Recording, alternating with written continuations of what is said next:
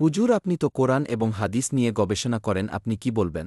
আলী এবং মুয়াবিয়া রাদিয়াল্লাহু তাআলা আনহু মধ্যে কেন ইতিহাসের অত্যন্ত নির্মম একটি যুদ্ধ হয়েছিল যেখানে প্রায় ৭০,০০০ মুসলমান নিহত হয়েছিলেন?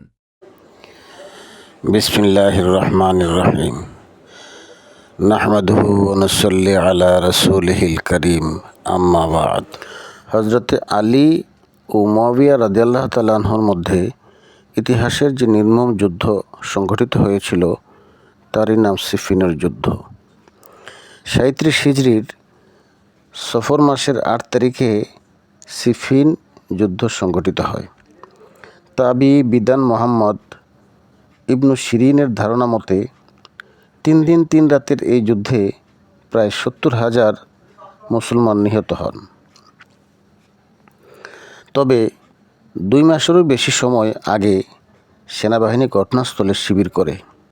আলী রাদিয়াল্লাহু তাআলা আনহুর সেনাবাহিনীর উপর প্রথম আক্রমণ করা হয়।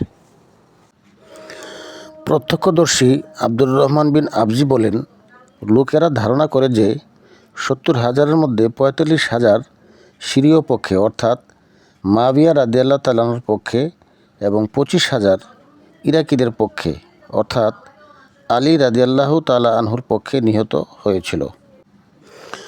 বিখ্যাত কিতাব আসরুল খিলাফা পৃষ্ঠা নম্বর ৪৭১ থেকে ৭২ পৃষ্ঠার মধ্যে এই কথাগুলো সুন্দরভাবে বর্ণিত হয়েছে।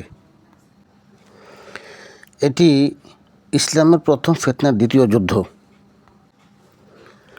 লড়াইটি হয় বর্তমান সিরিয়ার শহর রাক্কার আশেপাশে ইউফ্রেটিস নদীর তীরে সিফিন নামক স্থানে। সিফিন যুদ্ধের কারণ অনেক। এর মধ্যে ১. ওসমান হত্যাকারীদের বিচারে বিলম্ব করা। ২. দ্রুত বিচারের জন্য আলী রাদিয়াল্লাহু তাআলা আনহুর বিরুদ্ধে জনসাধারণকে খেপিয়ে তোলা। ৩.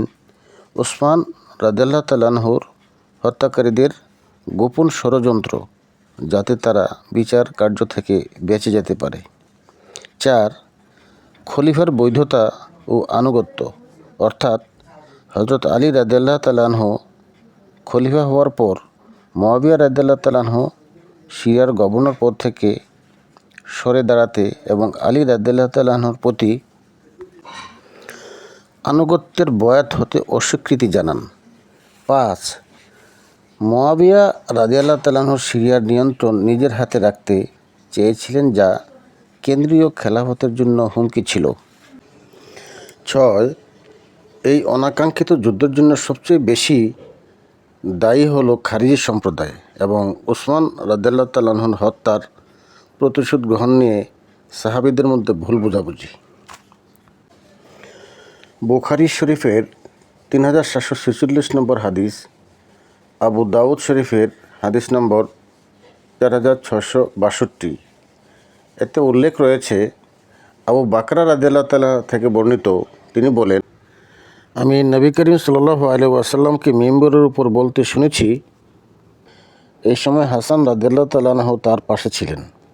তিনি একবার উপস্থিত লোকদের দিকে আবার হাসান রাদিয়াল্লাহু তাআলার দিকে তাকালেন এবং বললেন, আমার এই সন্তান হচ্ছে নেতা। আল্লাহ তাআলা তার মাধ্যমে বিবদমান বিরাট দুদল মুসলমানদের মধ্যে সমঝোতা করিয়ে দিবেন।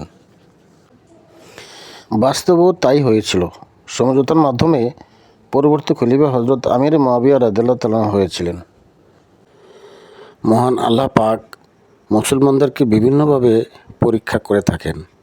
আল্লাহ পাক যেন আমাদেরকে সকল পরীক্ষায় উত্তীর্ণ হওয়ার তৌফিক দেন। আমিন।